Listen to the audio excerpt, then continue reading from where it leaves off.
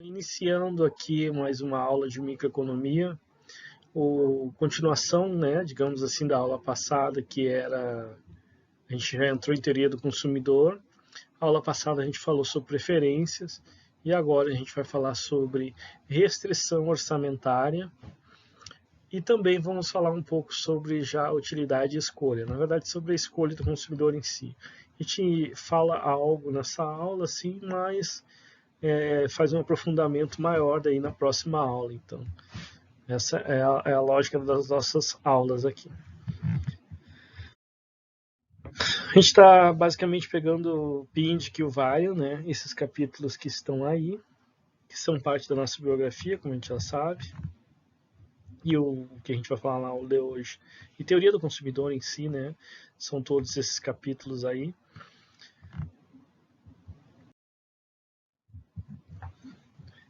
Como eu falei para vocês na aula passada, a gente iniciou a teoria do consumidor sobre a análise das preferências dos indivíduos, falou sobre a função utilidade, falou sobre a curva de indiferença, fez então a análise inicial, que é falar sobre as preferências do consumidor. E aí hoje a gente vai falar sobre a sua restrição orçamentária e já dar início ao processo de escolha, né? A análise da escolha do consumidor. Então, restrição orçamentária. Até aqui a gente viu as preferências, ou seja, aquilo que o consumidor gostaria de possuir e como ele ordena essas preferências, né? A gente viu que pode existir um ponto de satisfação e na qual o indivíduo já teria o total suficiente sobre o consumo de um bem, por exemplo.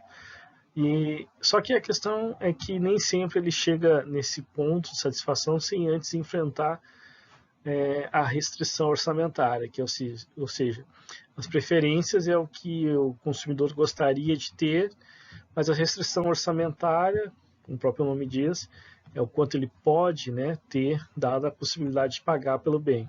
Então vai existir essa restrição orçamentária, comum, todo mundo tem, né?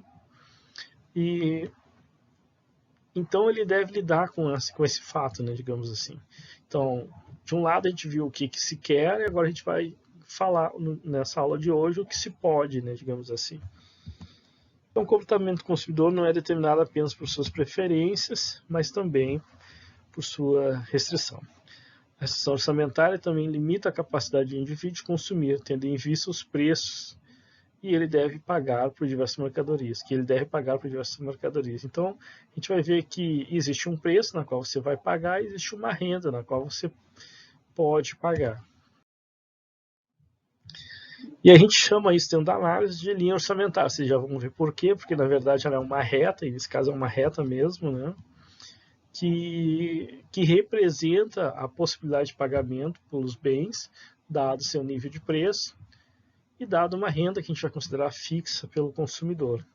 Então, a linha orçamentária indica todas as combinações de duas mercadorias para as quais, e a gente vai trabalhar também com essa exemplificação, abrindo parênteses aqui, né, de duas mercadorias para simplificar, para quais o total de dinheiro gasto é igual à renda total. Então aqui, pessoal, aqui estão as hipóteses iniciais que a gente vai colocar, então, digamos assim, no nosso modelo. E para ser de forma geral, então a gente usa esse x1 e x2 como quantidade de bens. Nesse caso, x1 vai ser a quantidade de alimento e x2 a quantidade de vestuário. Vamos considerar que o indivíduo ele consome esses dois bens ao longo de um período e na qual ele paga um determinado preço por esses bens. E o preço do bem 1, então, que é um alimento, é o P1, e o preço do vestuário é o P2. Vamos considerar isso. Então, a X1 e X2 é o que? É a quantidade que ele consome, né, adquirida, digamos assim, do alimento, e X2 a quantidade que ele consome de vestuário. E ele paga o preço P1 para o alimento e P2 para vestuário. Aí é o seguinte, se você pegar a quantidade total que ele consome, vezes o preço que ele paga, no caso do alimento, que é P1 vezes X1, então você vai ter o total que ele gasta, né, com o consumo desse alimento.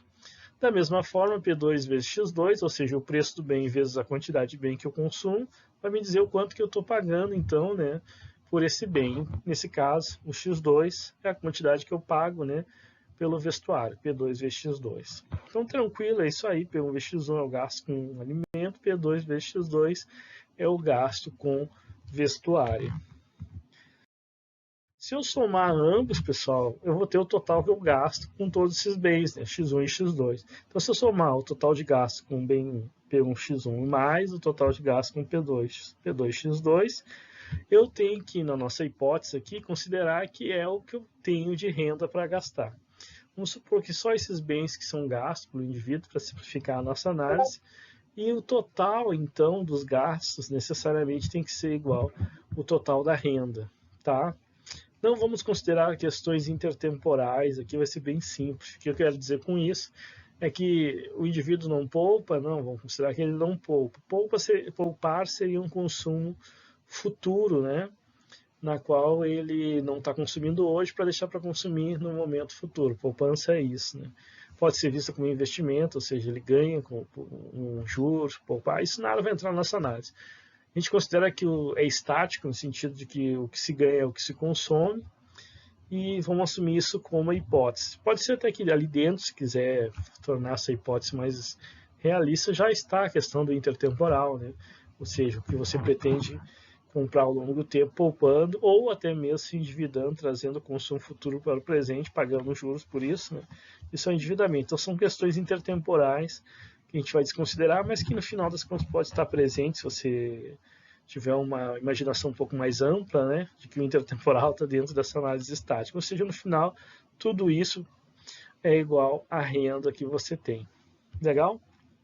Mais cedo ou mais tarde vai ser, isso eu estou querendo dizer também, né? Então a hipótese que está aí à frente de vocês não é tão irrealista assim. Então, ok, os gastos que eu tenho devem ser igual à minha renda, e essa é a hipótese da linha orçamentária, através dessa equação linear que vocês estão vendo aí. P1 vezes X1 mais P2 vezes X2, que é o total dos gastos com bem, igual a R.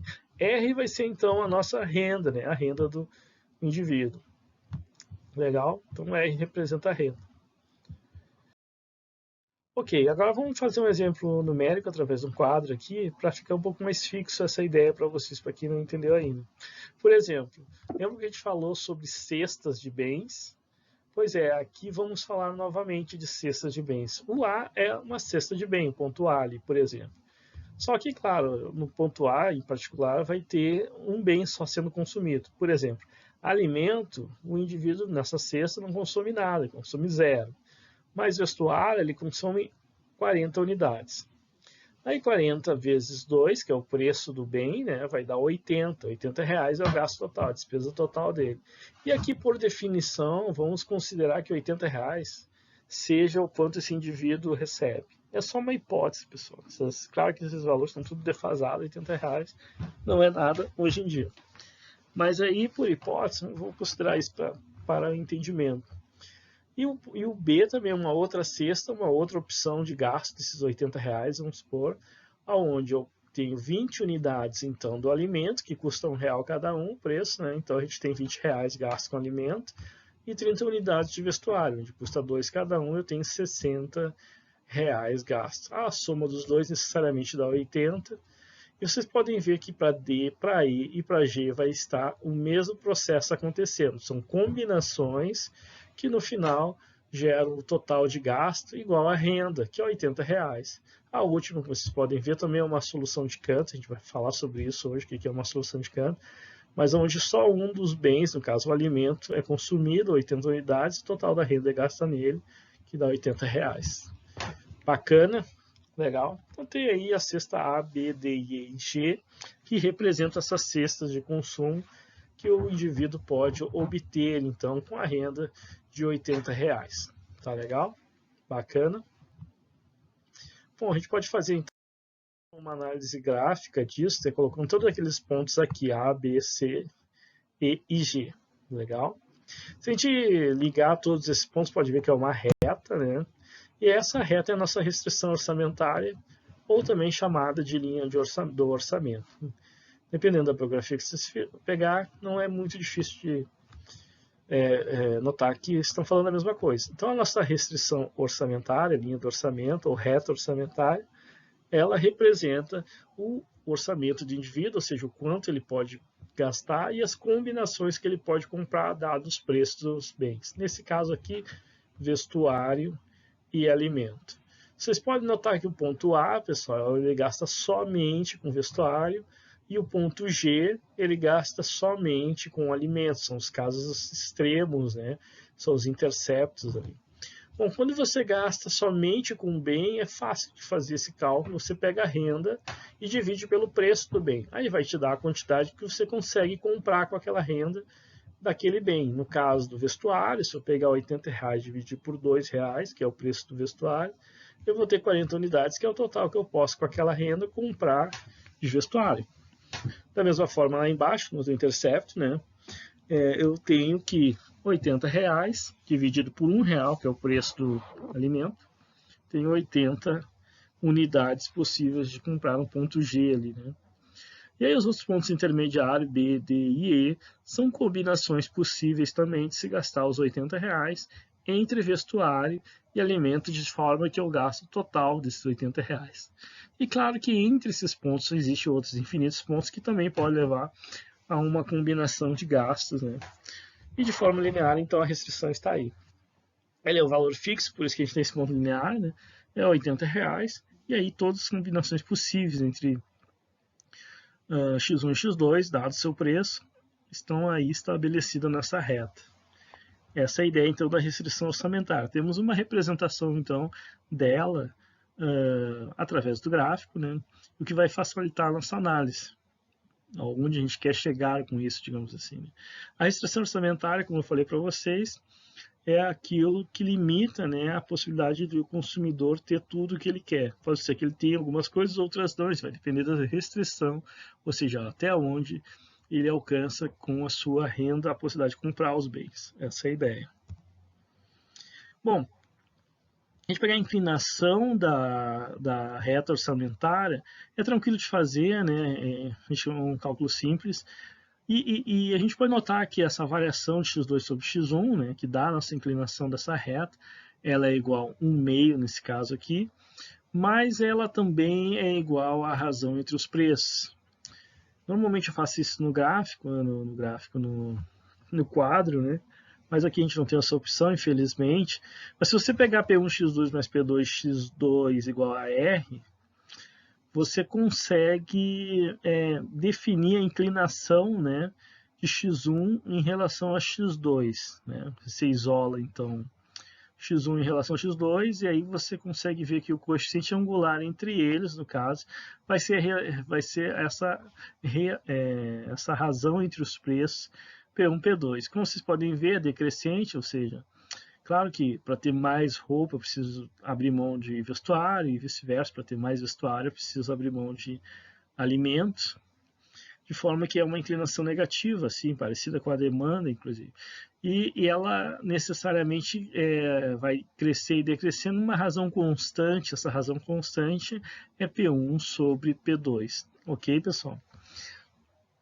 Então, ok, tipo assim, é diferente daquela curva convexa que a gente viu na aula passada. Quem não viu pode ver, assistir o vídeo, na qual representa uma função de utilidade ou uma curva de indiferença também, na qual ela é decrescente, ela não é constante, então ela tem uma outra taxa, né, de variação ali, ok? Aqui vai ser sempre P1 sobre P2, sempre a razão entre os preços. Tá aí, então, fazendo um cálculo para chegar nesse valor. Ok, cortei o cálculo no meio. Bom, então a restrição orçamentária, a linha do orçamento, à medida que a cesta consumida se move ao longo da linha do orçamento, a partir do intercept, o consumidor gasta menos com uma mercadoria e mais com a outra. A inclinação da linha mede o custo relativo de vestuário e alimentação. Bom, custo relativo por quê, né? Porque, como eu falei para vocês, é aquela razão entre os preços. Então, o preço de uma mercadoria é o seu custo, né? E aí, a razão entre os preços a gente chama de custo relativo entre as duas mercadorias, como se estivesse fazendo uma análise de custo entre elas, o que pode variar, obviamente, se variar os preços, tiver modificações de preço, esse custo relativo pode se modificar também.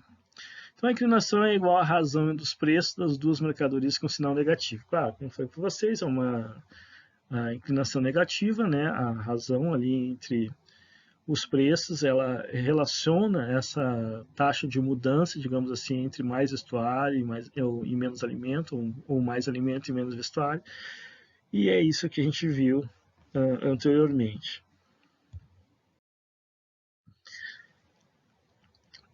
Então, a inclinação indica a proporção segundo a qual pode substituir uma mercadoria pela outra sem alterar a quantidade total de dinheiro gasto. Claro, né, a gente viu que estava fixado em R$ 80, ou pode ser qualquer valor, ou seja, o R, né, vai ser sempre o mesmo, a renda. A não ser que por algum motivo a gente tenha alguma variação na renda, a gente vai ver isso, aí a gente tem modificações na análise gráfica. Ok? E como a gente viu, que eu citei ali na hora de a gente ver o gráfico, o intercepto vertical, R sobre P1, a razão então da renda sobre o preço do bem 1, indica a quantidade máxima de X1, a quantidade máxima do bem vestuário que pode ser comprado, dado esse nível de renda R. A mesma coisa é válido para o alimento, né? No caso ali R sobre P2, indica a quantidade máxima de X2, que é o alimento que pode ser comprado com a renda R. Esses são os interceptos, né? Então, quando eu abro mão de uma mercadoria, eu só compro a outra. Então, é a renda dividida pelo preço dessa mercadoria. E assim a gente acha os interceptos. Agora sim, como eu falei para vocês, modificações, né, na renda e nos preços. Começando pela renda, que é mais simples, um aumento da renda causa deslocamento paralelo da linha do orçamento para a direita, mantidos os preços constantes. Um aumento da renda, digamos de R$ 80 para algum valor superior, vai ter um deslocamento positivo, ou seja, a reta orçamentária ela vai para a direita, o que significa que uma possibilidade de adquirir uma quantidade maior de ambas as mercadorias. E o contrário é verdadeiro, né? Se tiver uma redução da renda, né, aí a gente vai ter uma contração da linha orçamentária. A gente vai ver que as possibilidades de compra agora com esse nível de renda vão ser quantidades menores de mercadorias, isso considerando que os preços não se alteram. Mantendo os mesmos preços constantes para facilitar a nossa análise, significa que você compra menos, dado que você tem uma renda menor agora. Então está aqui na análise gráfica, vamos considerar a linha inicial, essa L1, podemos ver pelos interceptos, né, 40 vestuário e 80 alimento, que ela representa aquela que a gente estava olhando anteriormente, onde a renda é igual a R$ 80. O que a gente falou foi que se caso tiver um aumento, nesse caso aqui por suposição para R$ 160, o dobro, né, da renda, então as possibilidades de compra são bem maiores. Você pode agora comprar o dobro de vestuário, que dá 80, né, mesmo que o preço dele se mantenha igual a 2, e o dobro de alimento, que agora é 160, mesmo que o preço dele, claro, mantendo o preço dele constante, é igual a 1, você compra agora todos os R$ 160 da renda e 160 unidades de alimento, e outras combinações que com certeza vão ser o dobro, né, tanto de vestuário e de renda, que estão ligadas a essa reta orçamentária L2. Então, tem deslocamento paralelo, por quê? Porque não houve mudança no eixo, não houve mudança nos preços, que dá o eixo, como a gente viu, a razão entre os preços dá o eixo dessa reta. Ela mantém P1 e P2 constantes, então esse eixo continua sem ser alterado. Então você tem um deslocamento paralelo constante, obviamente que positivo, né? Porque agora se compra mais dos bens, então à sua direita. Legal? E o contrário é verdadeiro. Se a renda cair por um acaso, pela metade, como essa L3 aí, a renda é igual a R$ 40, aí você pode ver que os interceptos vão cair tudo pela metade, você compra 20 unidades de vestuário, 40 unidades de alimento, e isso significa necessariamente uma contração. Essa contração, então, é um deslocamento em direção à origem, com certeza ela está caindo, a gente pode dizer também que é um deslocamento à esquerda, né, da reta orçamentária. Então é fácil de prever ou de analisar graficamente um deslocamento da reta orçamentária, positivo quando ele cresce, ou se desloca para a direita, ou negativo quando ela cai, se desloca para a esquerda. É assim que é o comportamento, então, da restrição orçamentária a modificações no nível de renda. Lembrando que, nesse caso, P1 e P2, ou seja, os preços se mantêm constantes. Bacana, pessoal? Mais ou menos bacana? Bacaninha, né? Então, dando continuação.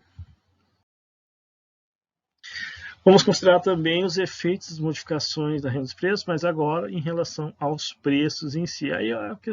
Aí sim a gente tem uma modificação um pouquinho mais complexa, mas nem tanto, porque, claro, vamos ter que mudar o eixo, né? Porque a razão dos preços pode se modificar. Pode ser que não. A gente vai ver que tem casos em que ela mantém-se se a proporção for a mesma de alterações no preço, mas vamos considerando que só um preço vai se mudar. Aí fica mais fácil de analisar o que acontece.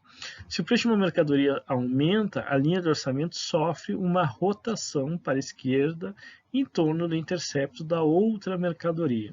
No gráfico é mais fácil de ver isso. No gráfico é mais fácil porque aí o que está querendo dizer é o seguinte, né? Um dos preços se altera, mas a outra mercadoria não. Então, necessariamente, o intercepto dela não vai se alterar, porque a quantidade total, aquele nível de renda, continua a mesma, mas a outra não, a outra se modifica. No gráfico vai ser mais fácil de ver isso. Então, se o preço de uma mercadoria diminui, aí a gente tem a rotação para o outro lado. A linha do orçamento sofre uma rotação para a direita em torno do intercepto da outra mercadoria. Vamos já ver isso do aumento, tanto da queda do preço. Ok, dando continuidade, então vamos ver graficamente como é que isso ocorre. Então vamos considerar o preço da mercadoria 1, o alimento, como o nosso exemplo de alteração. Então pode ver que ambos estão no seu eixo inicial, com a renda normal, R$ 80, mas o preço da mercadoria 1 diminui. Então cai pela metade, era R$1, agora é 50 centavos, é um meio. Necessariamente agora você pode comprar o dobro, né, de mercadoria, de alimentos. Ela custava R$1, com R$80 você comprava 80. Agora com R$80 ela custando 50 centavos, você compra necessariamente 160. Então o intercepto dá uma alargada, que vocês podem ver ali, de 80 para 60. No entanto, a mercadoria do vestuário, que o preço 2 é 2, ela não se altera, você continua comprando 40 unidades. Então, pessoal, ela não altera esse intercepto. Então, ela rotaciona em torno do eixo do intercepto do alimento, claro, né? Então, ela tem essa expansão, dado uma queda do preço do alimento, agora você compra mais. E aí você pode ver que, nesse caso, muda a inclinação, claro, porque, afinal, agora o preço muda, a razão entre os preços vai mudar, mudando a inclinação da restrição orçamentária. O mesmo é válido caso um aumento de preço. Um aumento de preço é ruim, o consumidor agora com o mesmo nível de renda vai comprar menos. Nesse caso do alimento, o preço indo de R$1 para R$2, ele compra metade, né? Ele compra 40 unidades do alimento, então o eixo também tem essa rotação, só que agora negativa, caindo, né? E mantendo o eixo do vestuário, que não se alterou no mesmo ponto. Então, essa rotação que se tem, né, mudando inclusive a inclinação, né, da restrição orçamentária, dado que está tendo uma mudança nos preços, e como sabemos, a restrição orçamentária tem como coeficiente angular a razão entre os preços, P1 sobre P2 nesse caso aqui. Bacana? Mais ou menos bacana? Então, mais ou menos é isso mesmo. Você consegue analisar através da rotação dos preços. Muda a inclinação, mas muda porque muda também o intercepto, né? Onde, digamos assim, morre essa reta, onde nasce, né? Se preferir, ela vai mudar por conta disso, mas óbvio que a gente sabe que o que fundamenta isso no final é que, como a reta orçamentária tem como inclinação a razão entre os preços, óbvio que essa inclinação é que está mudando por conta dessa mudança dos preços. Tá legal? Bacana? Então, bora lá. Então, modificações nos preços. Agora, se os preços de ambas as mercadorias aumentam, mas a razão entre os dois preços permanece inalterada, que é aquele caso que eu até citei para vocês, a inclinação da linha do orçamento não muda.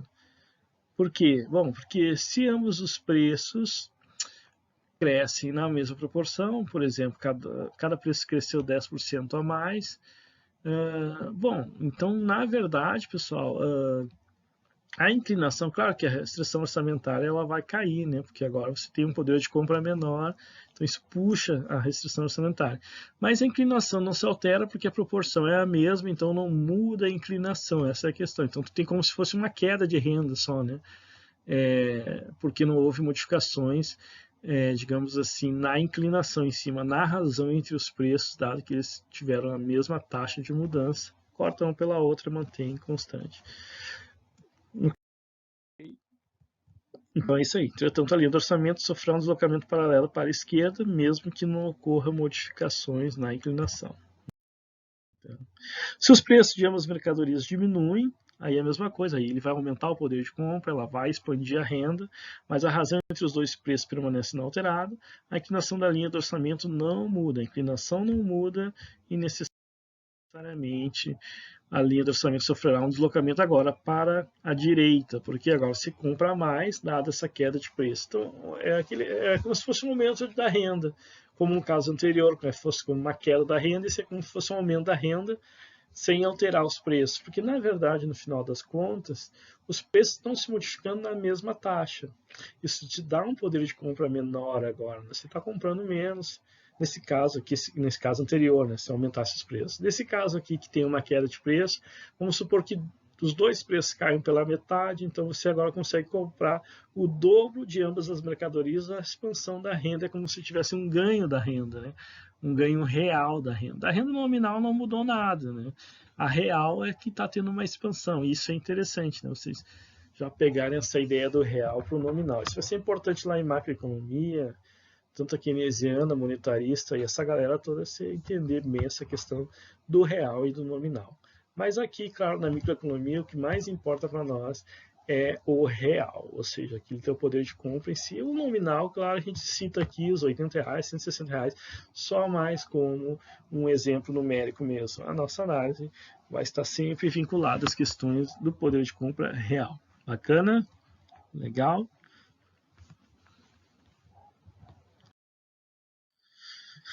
Ok, pessoal, então agora vamos falar, já que a gente falou o suficiente assim sobre a restrição orçamentária, porque no final não tem muito mais o que falar além disso, né? Você entendendo o que ela é, o que ela significa, ela é representada por uma reta e ela é representada pelo total de gastos, que entre dois bens é P1 vezes X1, preço do bem vezes a quantidade dele, mais P2 vezes X2, preço do bem vezes a quantidade dele, somando tudo isso, é o seu gasto total igual a sua renda. Então é isso que ela representa, o que você pode comprar, dados os bens e os preços deles.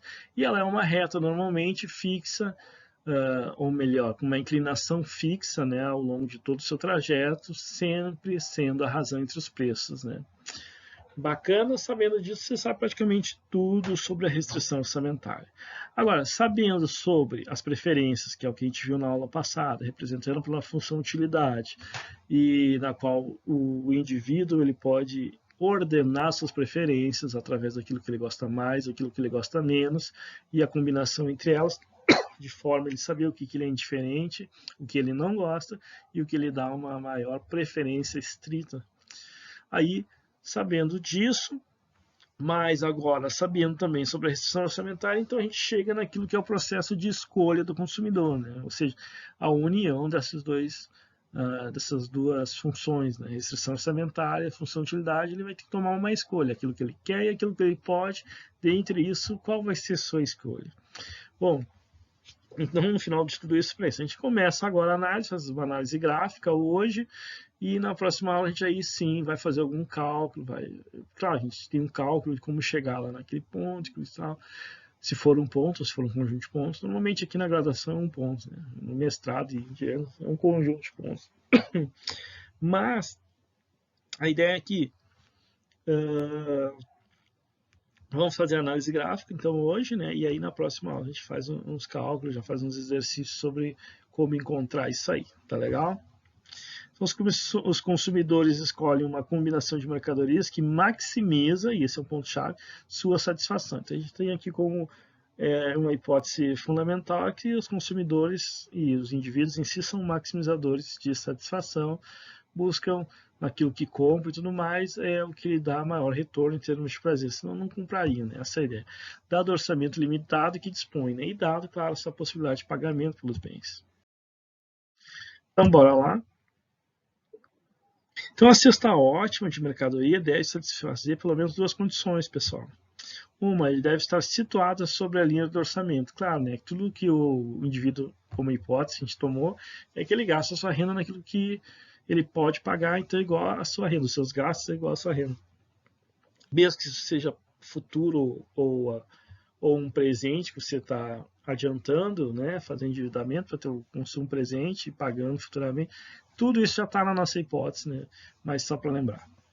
E aí, 2, ele deve fornecer ao consumidor sua combinação preferida de bens e serviços. Então, deve estar em cima da linha do orçamento, ou seja, ele pode pagar e deve obedecer o fato de que ele vai tentar comprar aquilo que ele prefere, né?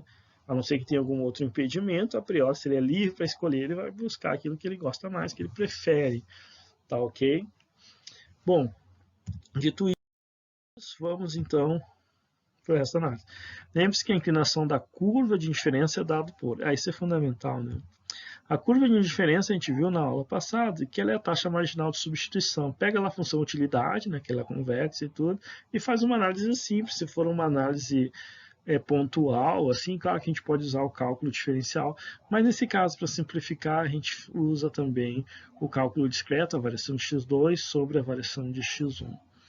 E a inclinação da linha do orçamento, que a gente acabou de ver, inclusive, que é uma reta, é constante, vai ser sempre a razão entre os preços, né? Que a gente bateu bastante nessa tecla, que é P1 sobre P2. Então, veja bem, a inclinação da curva de diferença é essa taxa de variação, como vocês podem ver, de x2 sobre x1, e a inclinação da reta orçamentária é constante, dado pela razão entre os preços P1 sobre P2.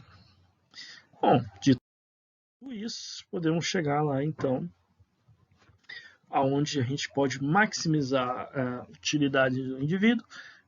A gente não vai provar isso nessa aula de hoje, eu vou dar isso, vocês aceitam isso na aula de hoje, mas na próxima aula a gente prova isso, tá bom?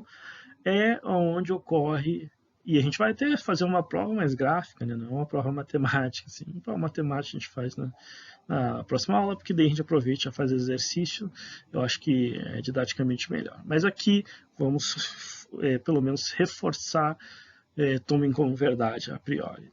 Olha só, taxa marginal de substituição, lá da declividade da curva de indiferença, é igual à taxa de inclinação da reta orçamentária. Quando isso acontece, aí esse ponto onde isso acontece, digamos assim, é lá que está maximizando a utilidade, trazendo maior satisfação para o consumidor. É nesse ponto que ele vai tomar a sua escolha de comprar esse bem. Está em cima da restrição orçamentária, como a gente pode ver, porque está em cima da sua razão entre os preços, e também faz parte da função utilidade, afinal, é um ponto da sua taxa marginal de substituição. Então, nesse encontro aí dessas inclinações, a gente tem o nosso consumo ótimo, né? Escolha do consumo ótimo. Então vamos lá. Podemos afirmar que a satisfação é maximizada quando a taxa marginal de substituição, como eu falei para vocês, de x1 por x2, é igual à razão entre os preços também de x1 e x2. Então vamos lá. Aqui a nossa linha orçamentária, e está aqui uma função de utilidade qualquer. Aí eu pergunto para vocês, pessoal, esse ponto B aqui, ele está maximizando a utilidade? Ele está maximizando a utilidade? Quem está vendo esse vídeo, pausa aí, pensa um pouco, aí já vai vir a resposta agora. Bom, pessoal, então aqui é o seguinte, o ponto B, ele poderia ter essas... Mas vamos ver se ele tem tudo que precisa. Primeiro que ele está em cima da linha do orçamento, então já é algo necessário, né? Como a gente viu, é algo que ele deseja, faz parte também de uma função utilidade dele, o 1 ali, né? Então, praticamente parece que ele atende. Só que a gente viu também que a condição de máximo, ou seja, para dizer que ele é máxima utilidade, é quando existe a mesma taxa, né, da restrição orçamentária, a inclinação, no caso, tem que ser igual à da função utilidade. E nesse caso a gente vê claramente que não, porque uma está cruzando a outra. Para ser a mesma taxa, elas têm que ser paralelas uma à outra, né, e não se cruzar. Provavelmente, claro, né, dá para ver que a função utilidade naquele ponto ali está mais inclinada que a restrição orçamentária. Então ele pode ter, ele até faz parte de uma função de utilidade dele, mas não é a função de utilidade mais alta, que dá maior satisfação. Esse é o ponto. ok? Porque a inclinação dela, como vocês podem ver, cruza e não é paralela. Para ser igual, ela tem que ser paralela, tem a mesma taxa de inclinação, que não é o caso do ponto B. Como vocês podem ver aí, a inclinação da taxa marginal de substituição é 1, enquanto a razão dos preços não se altera de nenhum modo, é a razão de P1 sobre P2, ou seja, 1/2. Bacana? Bom, nesse outro aqui eu não vou nem perguntar, né? Esse aqui está claro que não faz parte. Por quê? Porque não está e nem é possível, né, comprar esse nível de renda ponto D.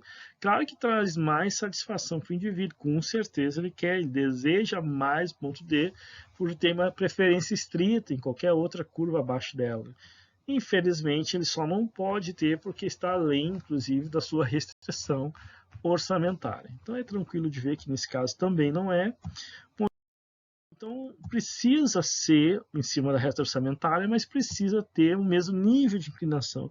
Isso só acontece num ponto, pessoal, que agora, nesse caso, é o ponto A, onde exatamente ali naquele nível de curva, na curva, né, você tem um ponto em que a taxa de inclinação é igual à restrição orçamentária.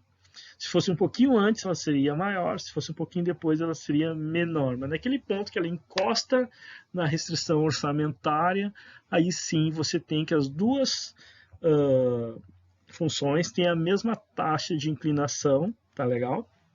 E mais do que isso, essa é a curva de utilidade mais alta possível que a restrição orçamentária pode alcançar.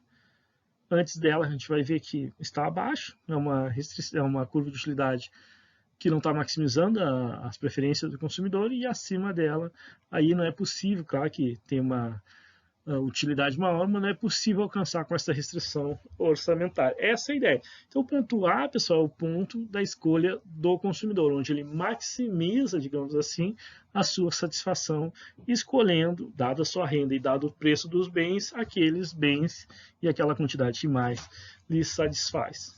Bacana? Mais ou menos bacana? Bacaninha, né? Tá aí. Lembram do mapa de indiferença, que da aula passada? O mapa de diferença são todas as curvas de utilidade que o indivíduo tem sobre os bens e que a gente sabe que sempre que curvas maiores, mais distantes da origem, maior é o nível de satisfação dos indivíduos que estão sobre essa curva. Todos os pontos em cima da curva a gente sabe que são indiferentes entre si, mas todas as curvas superiores trazem mais satisfação para o indivíduo. Então a restrição orçamentária vai atingir aquela curva, digamos assim, mais alta possível. Antes dela, ele tem sim um nível de satisfação, só que é menor. Depois dela, a satisfação é maior, mas aí ele não pode pagar por ela, e exatamente na última curva, que consegue ter uma taxa de inclinação exatamente igual à restrição orçamentária, é a curva mais alta que essa restrição orçamentária pode chegar. Então, trazendo a maior satisfação possível a esse indivíduo, é essa aí que traz, então, a maximização da utilidade para o consumidor. Então, ele vai escolher exatamente essa combinação entre vestuário e bens em cima da sua possibilidade de pagar e que traz mais satisfação possível. Bacana, pessoal? Legal, né? Então é assim que se dá a escolha. Claro que, como eu falei para você, a gente vai continuar trabalhando essa questão, né? Mas aqui você já tem uma indicação de como ela acontece graficamente. Bacana? Bom, então vamos, né, supondo que está tudo ok, está tudo legal, qualquer coisa vocês voltem o vídeo, dão mais uma olhada. Como eu falei para vocês na próxima aula, a gente continua também sobre essa questão da escolha ótima, né? A gente vai fazer os cálculos, encontrar as quantidades ótimas e tudo mais. Vamos supor uma função de utilidade, uma restrição, dar valor e chegar lá. A gente faz uns exercícios. Mas, a priori, aquela análise gráfica ali é aquilo ali mesmo, né? Juntando a teoria das preferências com a restrição orçamentária. Bom, vamos supor então, vamos fazer um exemplo de uma aplicação, né? Isso tem lá no PINTIC, sobre essa questão da escolha do consumidor e como é que isso pode ser utilizado na prática. Então vamos supor uma empresa de automóveis, eu não me lembro agora se é a Ford, Volkswagen ou a Chevrolet, mas está lá, vocês podem dar uma olhada, né, nesse exemplo que tem lá no PIND, falando da projeção de um automóvel novo que uma empresa está esperando fazer. Então, supõe a existência de dois grupos de consumidores, ambos dispostos a gastar 10 mil dólares, né, para melhorar o estilo e o desempenho dos automóveis. Então, ou seja, um consumidor ele tem 10 mil dólares, um grupo de consumidores, vários consumidores, a essa faixa de preço, de gasto de preço em automóveis, que estão dispostos a comprar automóveis. E aí eles têm essas preferências entre estilo e desempenho. Só que esses grupos, por suposição, têm preferências distintas. Né?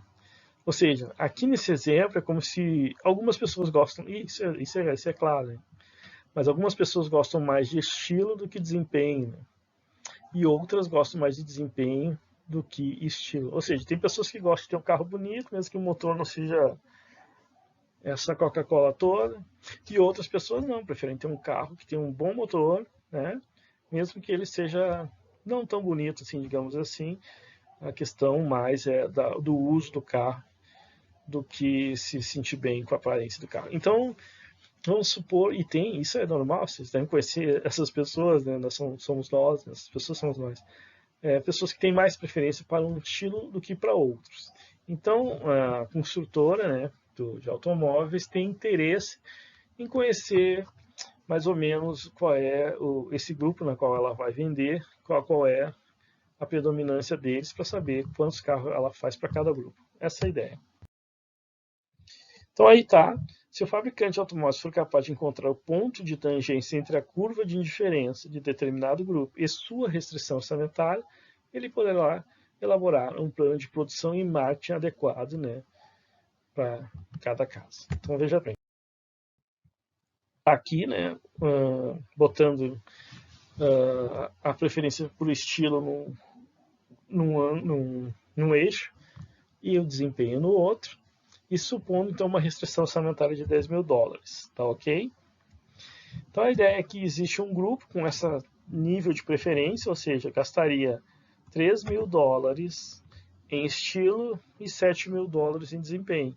Então estaria disposto a pagar mais por desempenho do que estilo em si. Okay? Esses consumidores estão dispostos a abrir mão de uma considerável dose de estilo para obter algum desempenho adicional. Então, esse grupo aqui seria um determinado tipo de automóvel que atenderia esse grupo. Vocês podem ver que está disposto a pagar dentro desse valor total uma quantidade muito maior para carros que apresentam um bom desempenho. Ok? E claro que, por outro lado, existe esse outro grupo que estaria fazendo exatamente o contrário, ou seja, estaria muito disposto a pagar mais caro, ou pelo menos 7 mil dólares desses 10 mil, por ter um carro que tem uma boa aparência, mesmo que o motor não seja seja um motor 1000, né? Mas afinal de contas ele é bonito, o carro, estou disposto a pagar por ele, em vez de pagar por outro carro, por exemplo, que tem um motor bacaninha, sei lá, 1.4, não sei, não até 1000, mas com algumas outras características que melhoram ele, que nem o Gol, né? Aquele novo Gol. Mas nem tem aparência tão boa assim. Então, esse seria o outro grupo de conjuntos de preferência que estaria disposto a pagar mais por, nesse caso aqui, estilo do que desempenho. Bacana, pessoal? Então, aquilo ali foi só um exemplo de empresas que buscam identificar o mercado consumidor, qual é as preferências dos indivíduos. E essas preferências, para que saber essas preferências? Bom, para saber quanto ele está disposto a pagar por as características dos bens que tu está pretendendo produzir. Né? Isso é muito importante, porque assim você consegue acertar, né, em produzir uma quantidade X, né, para as pessoas, para a quantidade de pessoas que você supõe que estão dispostas a pagar por aquele tipo de bem. Esta é a ideia. E agora vamos para a solução de canto, como eu falei para vocês lá atrás, né, a solução de canto, que é a que dá no Intercepto. Ela, no caso da escolha de consumidores, que ela é ótima, também é muito comentada, pessoal. Isso aqui é interessante, não só pela análise, né, mas para vocês até de forma prática, porque sempre nos concursos a solução de canto cai sempre. Vai fazer ANPEC, algum concurso público, se for ter microeconomia, bom, onde os caras vão querer colocar coisa? Na solução de campo, né, para ver se o cara estudou as entrelinhas, né? Bom, mas não tem nada muito demais, assim, o que é uma solução de canto, né, como o próprio nome diz. Ocorre quando o consumidor opta por soluções extremas, comprando apenas um tipo de mercadoria. Porque nesse caso, pessoal, é a solução ótima que ela ocorre numa solução de canto.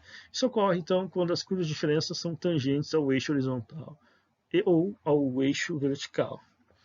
A taxa marginal de substituição, nesse caso aqui, como ele acaba ocorrendo, né, num canto, então necessariamente não obedece essa ordem P1 sobre P2, né, na cesta escolhida. Então vamos lá, como é que seria o formato em si de uma curva que levaria então a solução de canto, essa é a ideia, né? Ou seja, ela pode até ser convexa e tudo mais, mas a convexidade dela não dá um ponto em cima da restrição orçamentária, e sim no canto. Assim, no caso aqui, por exemplo, se ela tem esse formato, acaba sendo o ponto ótimo ocorrendo ali no ponto B, como vocês podem ver, né? E não em cima de algum outro ponto que não esteja nos extremos. Então, nesse caso aqui é o exemplo de um indivíduo que ele procura comer algum doce, né? E aí ele quer ou sorvete ou iogurte, mas nesse caso no formato que tem a sua restrição orçamentária e no formato que tem a sua curva de diferença, ele prefere gastar somente com sorvete. Isso lhe dá mais satisfação do que comprar qualquer quantidade de iogurte, tá? Bom, mas claro que modificando-se, e aí isso é interessante, que se por acaso se modificar algum desses parâmetros, por exemplo, até mesmo a relação de preços, o que modifica a inclinação da curva de orçamento, como a gente viu, claro que se modificando a curva de utilidade também, mas não vou modificar ela, vamos considerar que ele tem um padrão, uma de preferência que não se modifica, mas sim que os preços dos bens podem se modificarem. E aí a gente tem um resultado diferente. O que eu estou querendo dizer? Vamos supor aqui, antes disso vamos supor aqui uma função de utilidade anterior. Por que não poderia ser uma função de utilidade anterior, pessoal? Alguém pode me responder? Porque não poderia ser aquela taxa, aquele ponto ali, ó, ponto C. Por que não pode ser o ponto C numa função de utilidade anterior? Deixa eu dar um pause. Quem está vendo o vídeo, pense aí e já pense numa resposta. Pause. Quando voltar, ver se a resposta é essa. Vamos ver o pessoal ao vivo. Então, pessoal, não pode ser o ponto C, mas é o ponto B, porque a gente definiu isso, claro, né? Mas por que a gente definiu isso, né? Bom, o ponto C cruza, a taxa de declividade não é a mesma, o ponto B, ele não cruza, ele tende até aquele último ponto lá e acaba encostando, né, na curva. Então, como a gente definiu antes, o ponto B. Mas o fundamental é o fato de que ela está numa curva de utilidade superior. Ou seja, o 1 está além de U0, o que significa maior satisfação para o indivíduo. Então, ele está maximizando a satisfação com a restrição orçamentária, atingindo o ponto da curva mais alta possível que ele consegue atingir, dando maximização de satisfação e utilidade para o indivíduo. É isso que representa o ponto B. E, por acaso, acontece exatamente no intercepto do eixo, ou seja, consumindo somente sorvete. Não que C seja um ponto que não é interessante, afinal ele está consumindo os dois, mas não traz tanta satisfação assim quanto o ponto B, que é consumir só sorvete. Ele pode pagar pelo ponto C? Pode, mas pagando pelo ponto B ele atinge um nível de satisfação maior. E aí ele está maximizando a sua utilidade através de uma solução de canto, porque pega somente o extremo, somente um dos bens. Como eu falei para vocês, isso pode se alterar, né, se tiver alterações nos preços. Por exemplo, se eu tiver alteração no preço, tanto de iogurte quanto de sorvete, essa pode ser a nova restrição orçamentária. Vejam que a inclinação de ambos mudou, né? E levou a uma maximização interna agora, não mais de canto. Por que interna? Porque o ponto D, ele representa consumir tanto iogurte como sorvete. Então, pessoal, aí a gente não está mais numa solução de canto, a gente está numa solução interna, que se diz, né? E aí é o ponto D, entendeu? Então, modificações do preço podem modificar o ponto de satisfação do indivíduo. Nesse caso, agora, essa modificação de preço tornou o ponto B impossível de ser alcançado, né? Ele não ficou mais ao alcance, ficou mais caro, provavelmente, o sorvete. E como a gente teve o eixo aumentando lá para cima, o iogurte também, então ele teve uma perda de renda aí, né, de poder de compra. E agora ele satisfaz consumindo um pouco menos de sorvete, mas também consumindo um pouco de iogurte. Legal?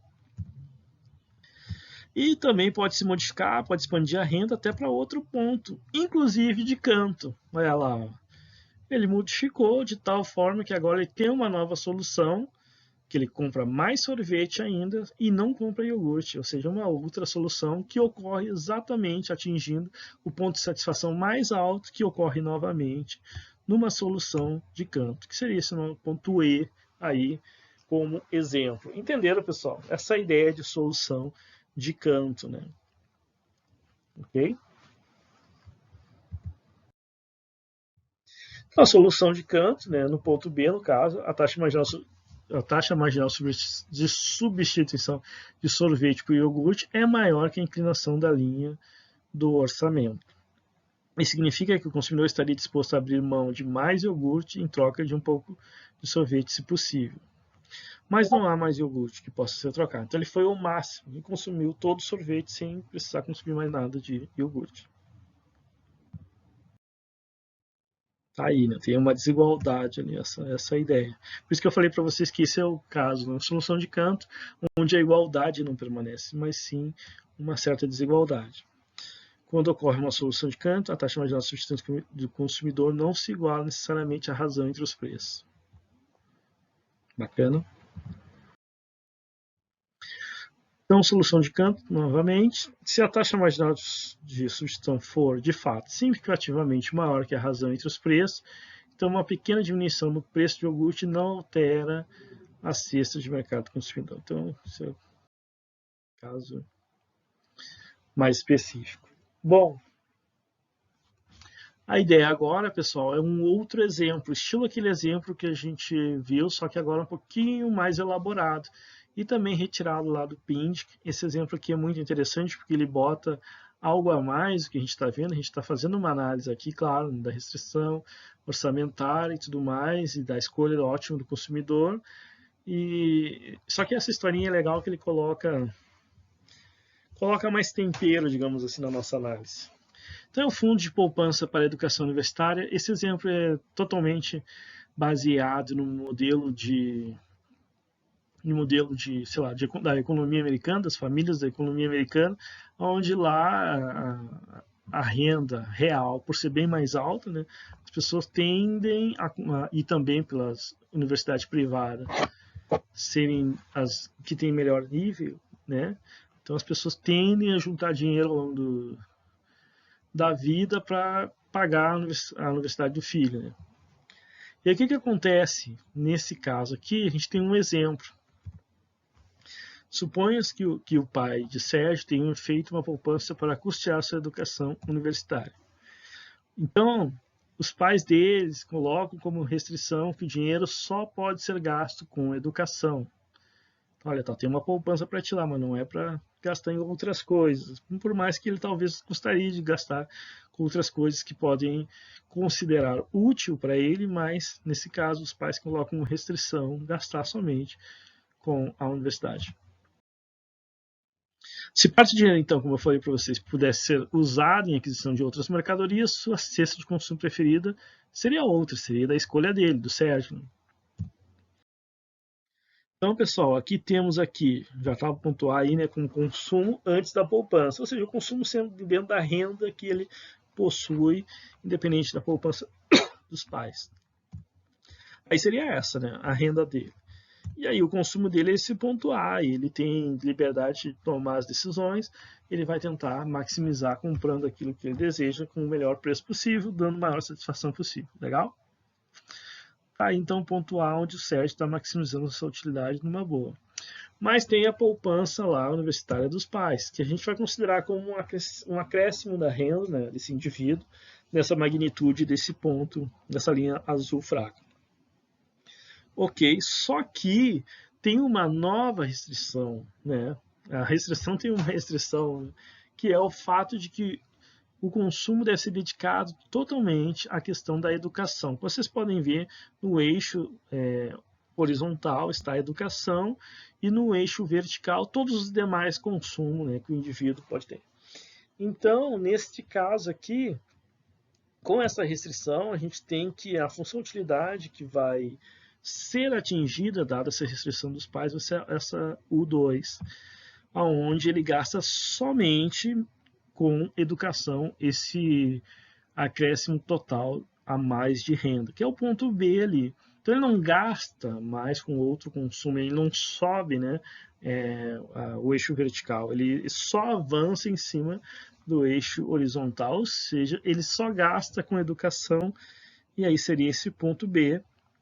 Necessariamente, a gente sabe que esse ponto B ele não está maximizando o consumo do Sérgio com essa nova restrição orçamentária, porque se dependesse dele, como a gente falou, aí ele talvez, claro que ele gastaria com educação também, mas ele talvez gastasse com outros bens que ele considere que vá lhe ajudar, ou seja, que ele considere que vai ser mais satisfatório a ponto de maximizar a sua satisfação. Então, pessoal, o ponto C, no caso do Sérgio, se ele não tivesse a restrição dos pais, seria esse ponto aqui, como vocês podem ver. Esse ponto também gasta um pouquinho mais, não está ali, eu posso desenhar até para vocês aqui, vai ser uma coisa torta, né? Mas eu vou... Esse ponto estaria gastando uma parte desse consumo aqui, ó. Vamos botar X... O que?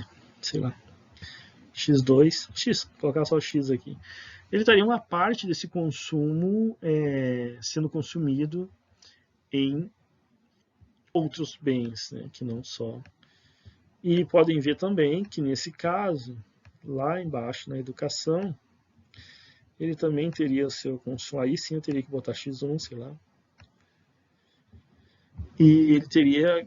Só que ele gastaria menos ainda em educação, claro, que ele teria que abrir mão, né, de uma parte daquilo que os pais dele gostariam que ele gastasse somente com educação. Então esse aqui seria um XP.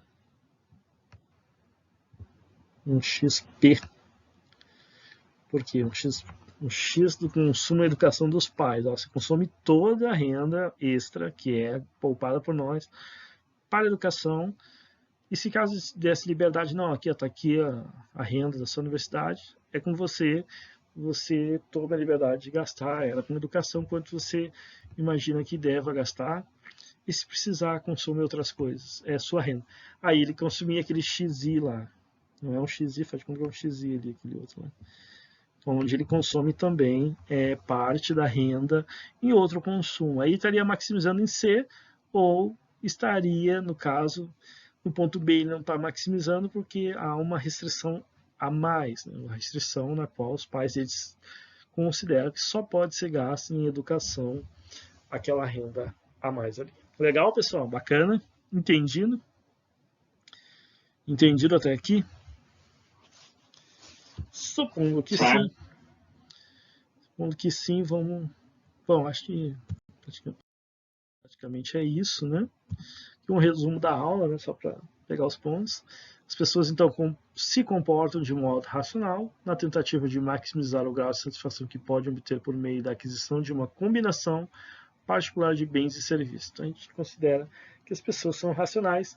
Se a gente considerasse que as pessoas não são racionais, então a gente podia dizer que elas estariam rasgando dinheiro, né, pessoal?